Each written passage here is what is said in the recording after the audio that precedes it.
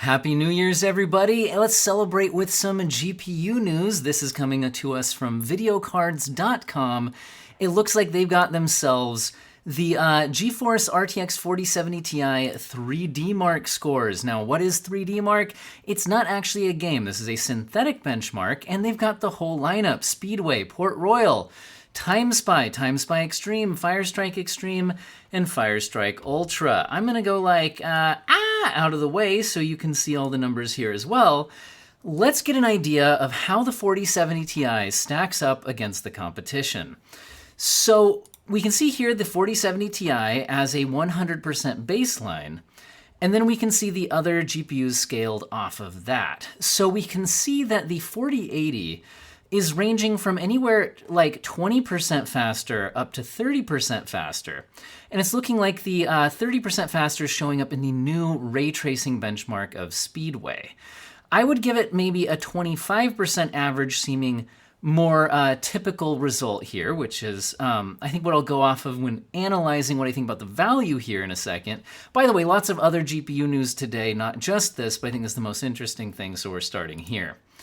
The 4090 looks like it's ranging anywhere from 54% faster up to 82% faster. Once again, this larger lead showing up in the new Speedway ray tracing benchmark. To be clear, Speedway and Port Royal are both ray tracing benchmarks, whereas these others are not. I believe TimeSpy is a DX12 benchmark and Firestrike is a DX11 benchmark. Tell me in the comments if I got those backwards. I think I got that right. Anyway,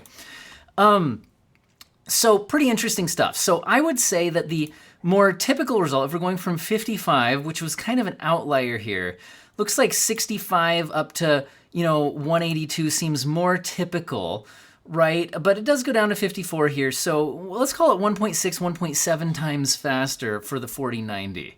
So how does it compare to the previous generation? And I'm most interested in how does it compare to an RTX 3080?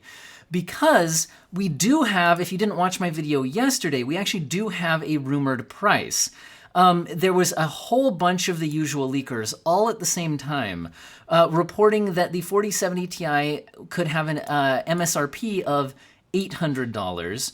However, again, AIB partner cards, and there is no Founders Edition card, could very well cost more than that. But $800, if you adjust for inflation, that's similar to our RTX 3080 pricing. So in other words, pricing-wise, it's more of a successor to a 3080 than it is to a 3070 Ti.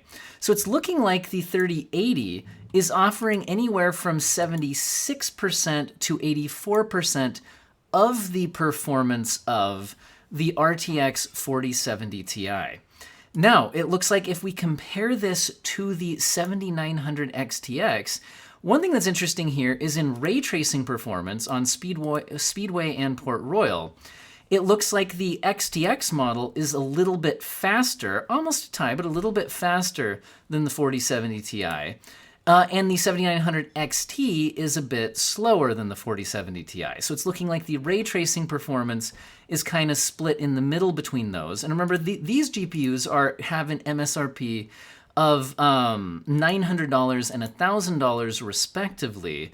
Although, I was going to mention this later in the video, but I'll mention it now. I did just report, as of the time of filming right now, this was just, less than an hour ago, but by the time you watch this, a few hours ago, I did actually see a 7900 XT drop below its MSRP on Amazon, only by $20, and I still don't think it's a great deal. But it looks like that 7900 XT is already seeing some price drop here, maybe in anticipation of the 4070 Ti launch. So that's interesting there on the AMD competition with the ray tracing performance. Although in all of the non-ray traced results, it's looking like the 7900 XT and XTX are noticeably faster than the 4070 Ti. The 7900 XT being the closer price competitor, although, again, if the rumored $800 MSRP is true, then the 7900 XT does cost $100 more, at least if we're comparing the cheapest MSRP base models. We're seeing it as anywhere from 10 to 26% faster than the 4070 Ti when we're not talking about ray tracing.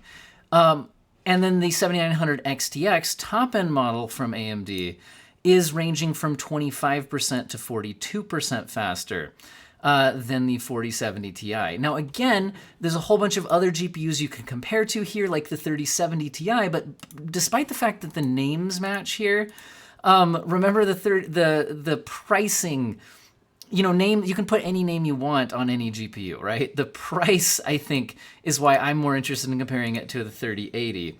However, if you do compare it to a 3070 Ti, it looks like that's ranging from anywhere like 61% to 68% of the performance of the 4070 Ti.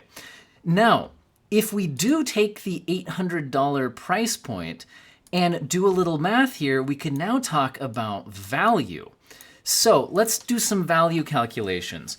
So remember how I said it looked like the 4080 is about 1.25 times faster than the 4070 Ti. So if you take the $800 price of the 4070 Ti, if the rumors are true, and multiply it by 1.25, that would be $1,000, meaning that the value proposition of the 4070 Ti is equivalent to the value frames per dollar proposition of an RTX 4080 at a $1,000 price point. Now, remember the 4080 costs $1,200 and is having trouble selling out at that price point.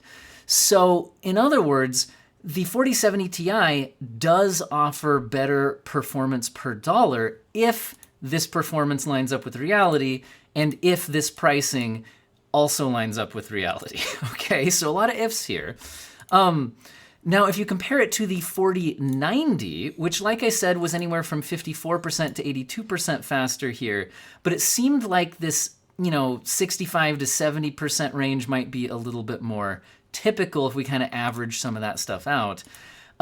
If we do $800 times 1.7, that would be equivalent to, in other words, 4090 performance at $1,360. Remember, the 4090 MSRP is at $1,600, and on the actual market right now, if you want to buy one, it's more like $2,000. So in other words, the 4070 Ti is also offering better performance per dollar than the 4090. Now, how does it compare to the previous generation? Like I said, an RTX 3080, while its MSRP was was $700, my bad. First of all, it was very difficult to ever buy one at that price. It's only been as of a few months ago where you started to see some available at that price. And then the other thing is that if you adjust for inflation over the last couple of years, it's difficult to calculate inflation accurately, but if you do the last couple of years of inflation, $700 bumping up to $800 in today's currency seems fairly reasonable. So at an inflation-adjusted price, this is kind of like the direct successor.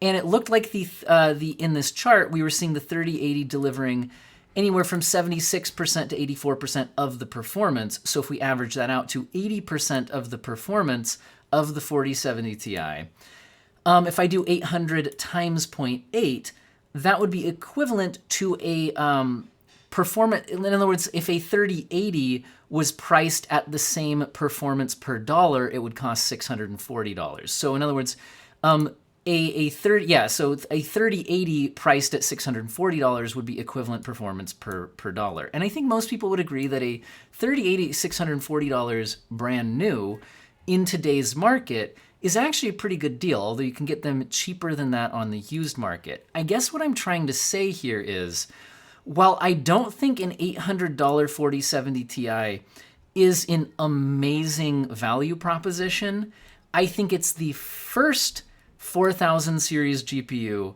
that is offering better than stagnation. You see what I'm saying? Because the other 4000 series GPUs were basically priced off of, if you took a 3080, valued it at about $800 and multiplied the performance up, that's also the price that you got. So in other words, the 4080 and the 4090, while offering better performance than previous 3000 series GPUs, did not improve the performance per dollar. if this price is true and this performance is true, it looks like the 4070 Ti does improve the performance per dollar compared to the 3000 series, but not by a lot. Now, if it comes in at $900, then that's like a $720 3080. In other words, that's getting back to kind of like stagnation. Although if you adjust for inflation, maybe it's still a slight improvement.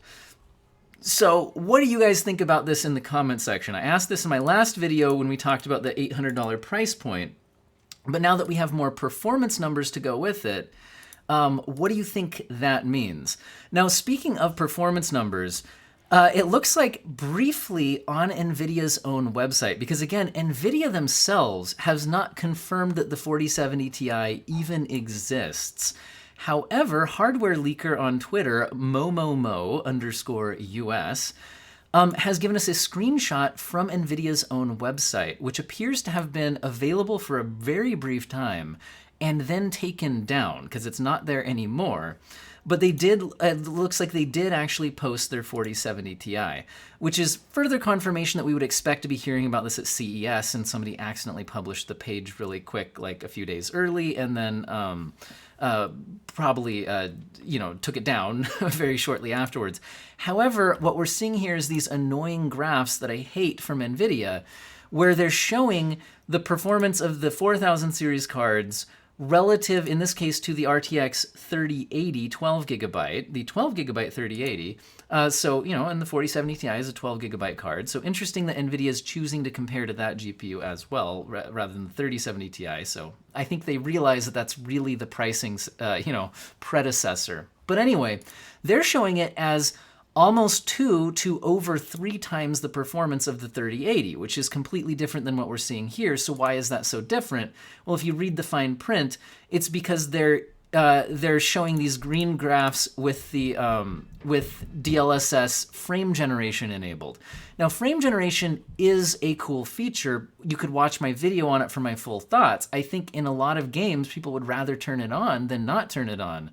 But it's not the same kind of performance. The FPS numbers should not be stacked up. You're not comparing apples to apples in terms of what you're comparing here. So I think this is a misleading graph. However, the specs that we're seeing here, the CUDA cores, the boost clocks, the memory size, all of that lines up with the unlaunched RTX 4080 12 gigabyte. So this is further confirmation that this really is just the 4080 12 gigabyte that got unlaunched, renamed, and got a $100, if this pricing is true, a $100 price cut. Sorry it's so noisy in the background right now. I think there's cooking happening upstairs. Apologies, guys. I make these videos in my basement. Anyway, in addition to showing off that the 4070 Ti is definitely coming soon, we now have Gigabyte, their whole lineup featured here. We have the Aorus, the Gaming, the Eagle, and Aero GPU series leaked early. This is once again from videocards.com. And you can get a look at the overall card designs. And if we scroll down here a little bit, you can get a look at the box art and all of that. Now, it does not look like pricing was leaked along with this. However, if the $800 MSRP is true, then we would expect only the lowest end Eagle cooler model to actually have that pricing, and everything else would probably scale up from there by at least $50 to $100, if not several $100s more. So, I think where this value proposition would really come in is if that $800 price point is actually in stock and available. Now, in other news, we are expecting to be hearing about laptop 4000 series GPUs at CES as well. Now, over here at ithome.com, and in a language I do not speak, we do have a screenshot of a Time Spy score for an RTX 4060 laptop GPU. Now, I did find a videocards.com article discussing this result. And overall, if you take, now, by the way, you have to take this with a grain of salt if this is real at all. Although, again, we do expect to be seeing a laptop GPU information coming at CES, so it's not unreasonable that people would be doing these benchmarks right now. and then this would leak out. Also with laptop GPUs, the specific laptop it's in and the amount of power it's allowed to consume, its thermals and everything, can have a big impact on the actual performance of the GPU. So maybe other 4060 laptops would have completely different results. But videocards.com here did stack it up against other 3D Mark time spy scores from other laptop GPUs. And we're seeing it here as definitely being faster than an RTX 3060 laptop, but slower than an RTX 3070 laptop. So, you know, better, but not mind-blowingly better. I think if you compare the actual scores, did they calculate a percentage here? It looks like about 20% faster than an average RTX 3060 laptop. But again, laptops can score all over the place, like I mentioned. Now, we're seeing another laptop leak here. This one's coming from Bench Leaks on Twitter. And this one seems to be showing an RTX 4090 laptop GPU. Now, this is just a Geekbench result, and it's only the OpenCL score, which honestly is not great. And so I don't really want to dwell on this, although they are saying that it's 47.8% faster than an RTX 3070. Now, an RTX 3070 here, I think they're talking about a desktop model. Now, VideoCards did also follow up on this and give us some OpenCL scores to stack it up against. In their chart, it's coming in pretty close to an RTX 3090 desktop, but a little bit faster, but slightly slower than our leaked results for like a 4070 Ti, because we've seen 4070 Ti leaks related to this as well. Now, the next thing I want to talk to you guys about is just kind of a little fun bit of information I found on video cards as well. Lots of videocards.com today. And this is a blower-style cooler on an RTX 4090, if you believe the screenshots to be true. Apparently, Video Cards is finding this from Goofish. And that would be interesting because a blower-style cooler should really, well, not provide that effective cooling for a 450-watt GPU. So just kind of an interesting, just throw that in there for fun. Let's hop into some AMD news. The biggest news lately has been the 110 degree Celsius hotspot issues. Not so much that the hotspot gets to 110 degrees Celsius, but that it can do that when the edge temp of the GPU is not that close to 110 Celsius. So that large delta could cause thermal throttling when the rest of the GPU seems to be reporting a more reasonable temperature, which does seem to be not the way it should be working. Now, it looks like Tom's Hardware has actually received a statement from AMD on the matter, so I thought I'd report that since I've been covering this story. AMD's official statement to Tom's Hardware is, "We are aware that a limited number of users are experiencing unexpected thermal throttling on AMD Radeon RX 7900 XTX graphics cards, reference models made by AMD," so they're clarifying it doesn't seem to be the other board partner models. "Users experiencing unexpected thermal throttling of an AMD Radeon RX 7900 XTX should contact AMD support." So basically, it's kind of a non-statement other than they're acknowledging that the issue exists, and they're saying to contact support, which is probably a good thing because when this was first happening, a lot of people were having trouble getting an RMA with AMD for their GPU. But I think now that the company's more aware of this and it's getting a lot of press and media attention, it sounds to me like if you do contact AMD support, they're probably more prepped to handle the situation, which is a good thing.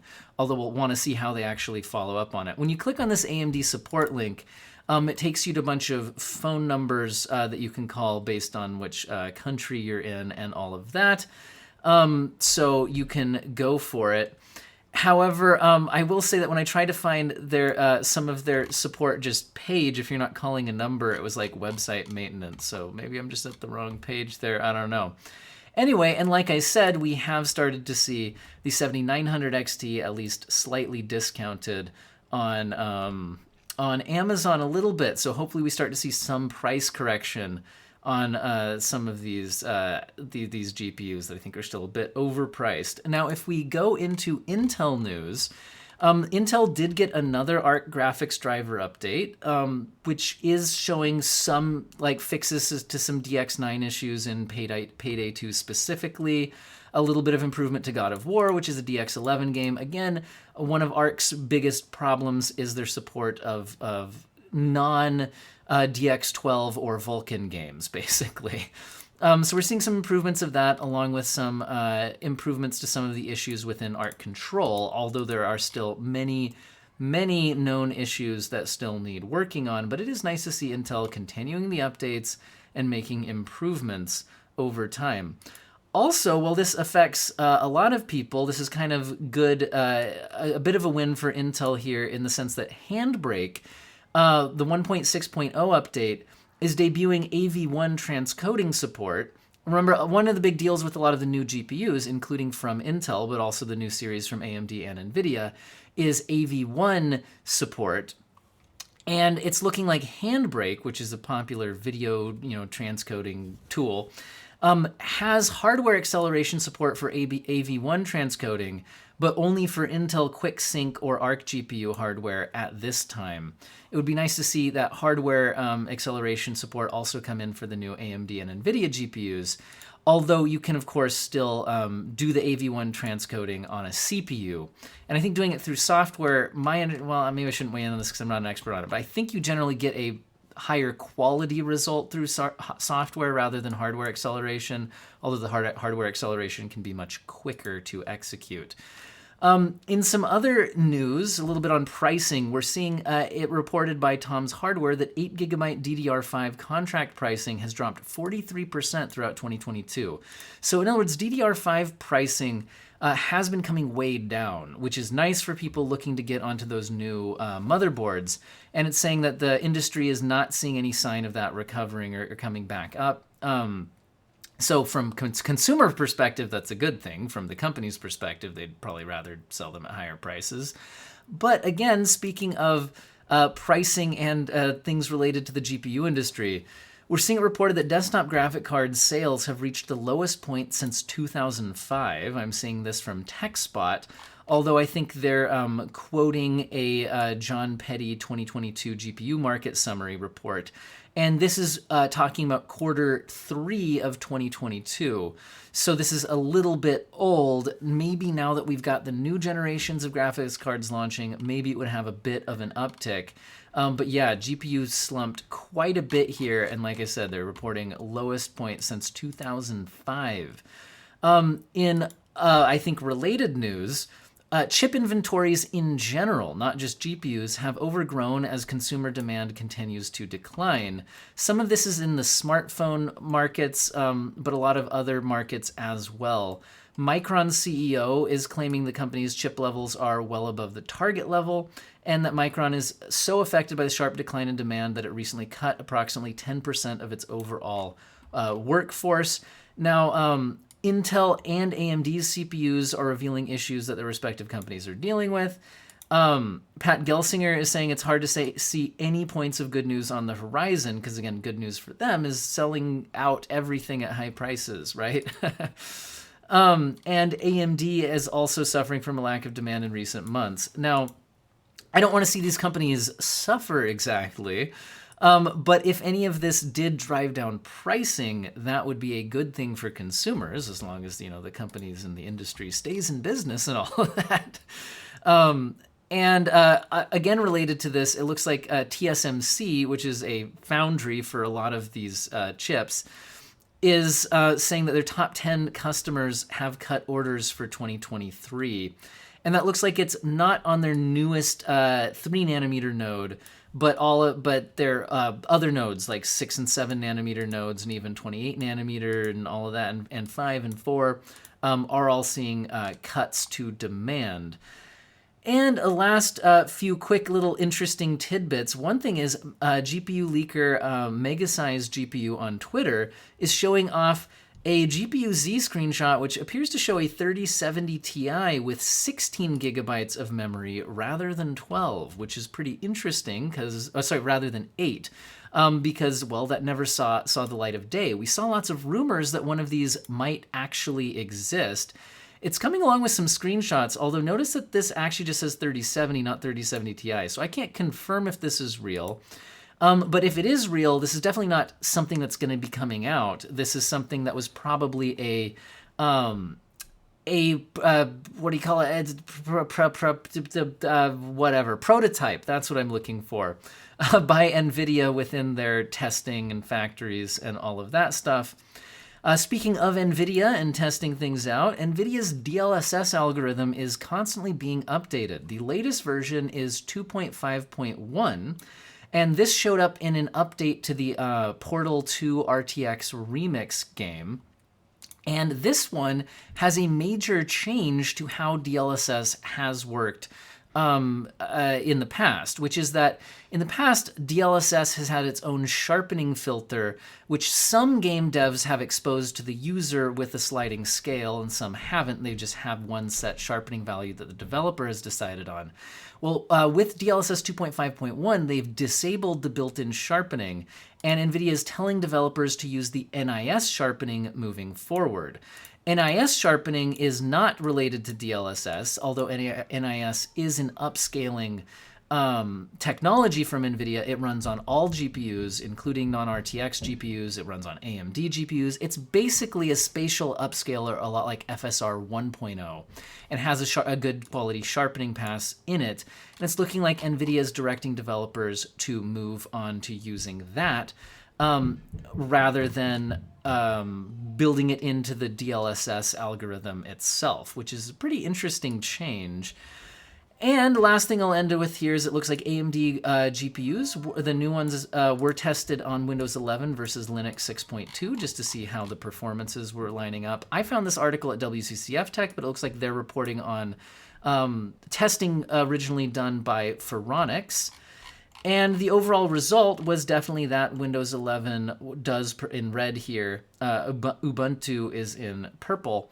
It looks like the overall result was that Windows is performing better in games than Ubuntu, which I don't think is a shocking result.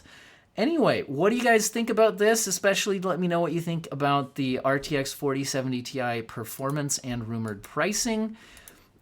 It looks like it might at least be better than stagnation, which I think is a good thing, although not as good as I think most people would want from a new generation of GPUs. But what do you guys think about that? And I hope all of you have an excellent day.